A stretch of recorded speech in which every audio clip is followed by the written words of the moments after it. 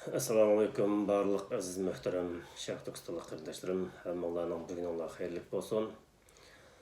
Alloh bundan ömrimizni vatanimizningki qutulishiga, xalqimizning hurlik chiqishiga sabab qilsin qarindoshlar. Chunki bizning bu jonlarimiz, bu tanlarimiz omonat. Chunki biz erkin dunyoda, hur dunyoda yashayapmiz. Hech qanday yo'limiz to'silgan kuchlar yo'q qarindoshlar. Bu bizga berilgan bir vaqt ne'mati qarindoshlar. Qarindoshlar bugun jiddiy bir suhbat qilishga meni qistagan fikr bo'lsa, Sharq Turkistondagi Xitoy kimlik nima aziz vatandoshlar. Har biringlar bir minut bo'lsa o'ylanib to'xtatib qo'yamcha videoni. Sharq Turkistondagi Xitoyning kimlik nima to'g'risida bir o'zinglar bir o'ylaninglar, undan keyin davom qilib videoni olinglar. Aziz qarindoshlar, davayimizni haqliq o'rin ko'taradigan fikir, xudimiz bugungi guvohlikning qanday kuchi bo'lsa, guvohlikdanmi balkim kuchlik bizning haqliq talabimiz qarindoshlar Xitoyning tajovuz kimligini tilga olish, iqror qilish. Bu davoda xuddi islomdagi iymonga o'xshash shunda muhim qarindoshlar. Agar Xitoyning kimligini tilga olmay, mayli her qanday inqilab qilinik, qurolliq inqilab qilinik, mayli axborot urushi qatnashlik nima ish qilinik, bizning davoyimiz xalqaro siyosiy ustalga kelmaydi qarindoshlar. Kelgan taqdirda Xitoy xo'jayinlar tarafidan keladi. Buni diqqat qilaylik. Sharq Turkistondagi Xitoyning o'lchamli kimligi tajovuz qarindoshlar. Tajovuz degan bir davlatga viza olmay qochib kelib olgan fuqaroni tajovuz deydi qarindoshlar. Mesela buna bir misal keltiray. 2011-yil Qirg'izistonda bir Rossiyalik bir savdoga ma'lum bir ciddi bir mal ilish ehtiyojidan Qirg'izistonga keladi. Viza olmay O'zbekistondan otlab kirdimda.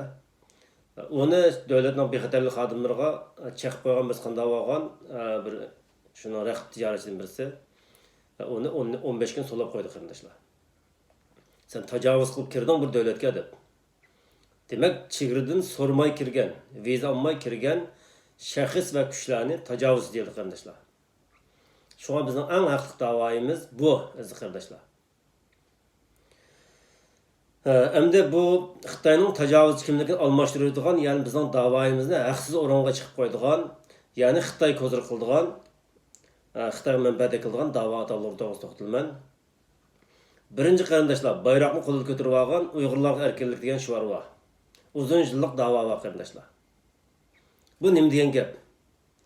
Uyg'ur avtonom rayoni degan gapning qarindoshlar tashqi dunyodagi simollaşgan, o'xshatilgan da'vo qilib Uyg'urlar erkinlik. Qarmoqqa bundan so'ng Xitoy o'tmaydi, qirib etmaydi, tutib olmaydi degandek ba'zi asal yaltilgan zaharlar bilan xalqimizni qo'llab kelgan bir da'vo qarindoshlar. Ya'ni bu Uyg'urlar erkinlikninki qarama-qarshi ma'nosi Xitoy ko'zir qilishga asos bo'lgan narsa. Uyg'ur avtonom rayonida bular o'z talab qilyapti degan ishlar qarindoshlar. Siyosiy ustunlik kelganda. Ikkinchi ba'zi mavhum da'vogarlar. Bular to'layapti endi kommunistlar deb.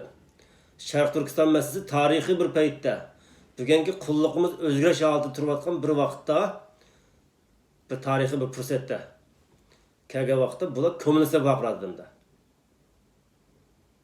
Bu nima degan gap qarindoshlar? Kommunist degan gap bo'lsa, faqat tuzilm olmasdan bo'ladi da'vat Uyg'urlar. Bu Uyg'ur xalqi mendan rozi deydi qarindoshlar. Xitoy degan tajovuzchi. Bu bizdan rozi, bizning tajovuzligimiz emas, bular bizning tuzilmimiz qarshi turibdi deydi qarindoshlar. Shunga bu kommunist deb kasbiy da'vochilar davomli kommunist deb to'latadi. Ilgari anjum tajovuz degan gap og'zida bordi, hozir qat'iy olmayapti ba'zilar. Shunga bu gap siyosiy ustunlik kelganda faqat bu bizningki tuzilmamiz qarshi. Mush kommunistlardan kessa, Xi Jinping taxtdan chiqib ketsa, bu rozi bo'ldi degan gap chiqadi qarindoshlar. Xalqaroning nima deyishi qarindoshlar, xalqaro ideologiyalik kurash xalqaroning ishi. Biz faqat Xitoy bilan diniy mayli kommunizm, mayli sotsializm, mayli demokratizm Xitoy bilan hech qanday bizning ideologiyalik da'vo qilibimiz shaklimiz yo'q qarindoshlar. Faqat bizning haqliq davoyimiz Xitoy tajovuzchilari tuproqdan chiqsin deganlar eng oddiy, eng uqumishliq xalqaroda bizni haqli o'rin ko'targan davoyimizni mushtalbimiz bor qarindoshlar. Buni davomli ishlatamiz.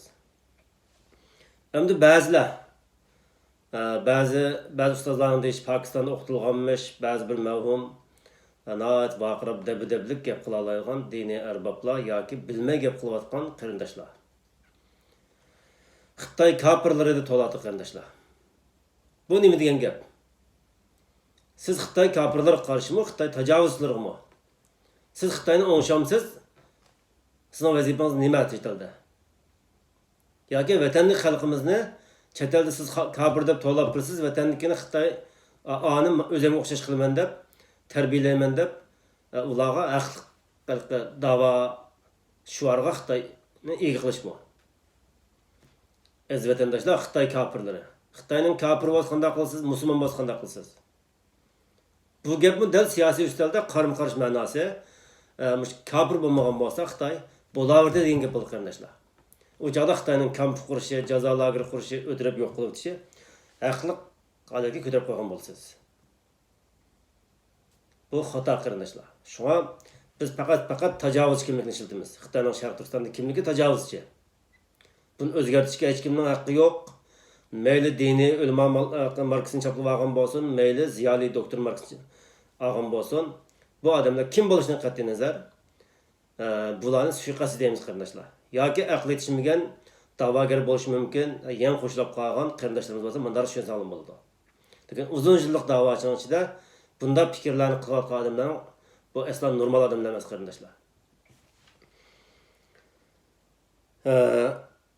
Xuddi bu amdalik kafirlari bu da'vatgan ba'zi xil da'liq lider degan odamlar chiqadi. Masalan, bularning talabi xuddi kafir bo'lmay tungan bo'lsa qulba yo'lvasmi, tarix qulba yo'lvagandek shunday bir talabga almashtirdi qarindoshlar.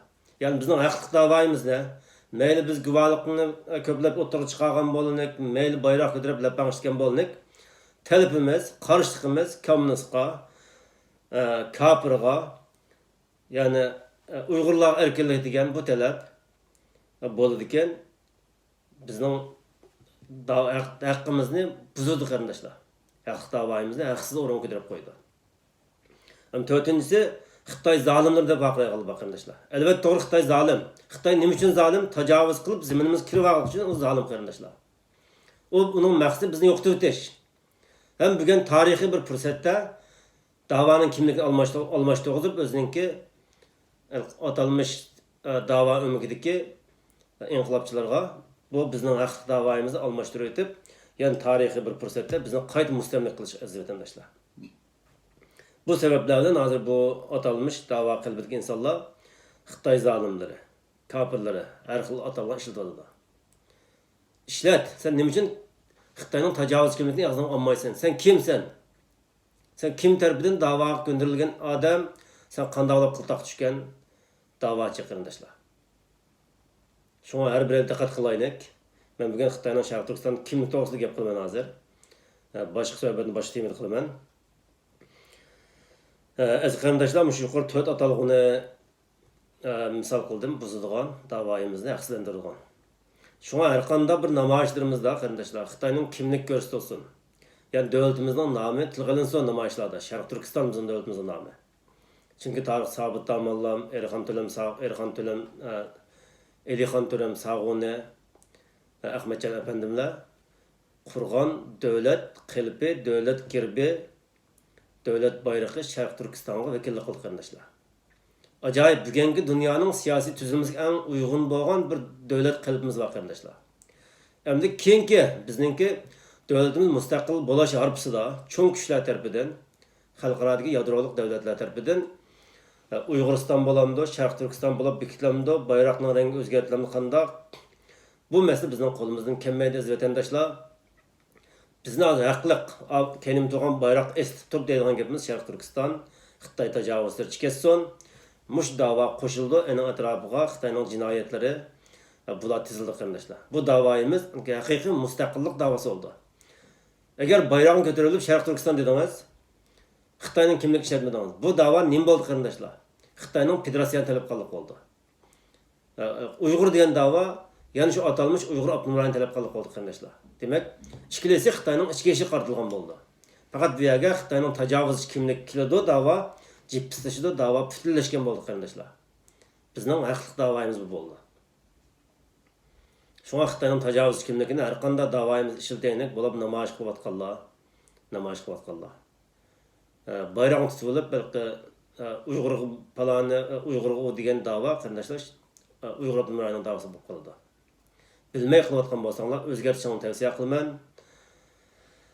Ba'zi davo beshilik odamlarning suiqasdlarga aldanmasliklarini, xalqimizning to'g'ri davoda mustahkam turishini tavsiya qilaman aziz qarindoshlar. Xitoyning kimligi tajovuzchi qarindoshlar.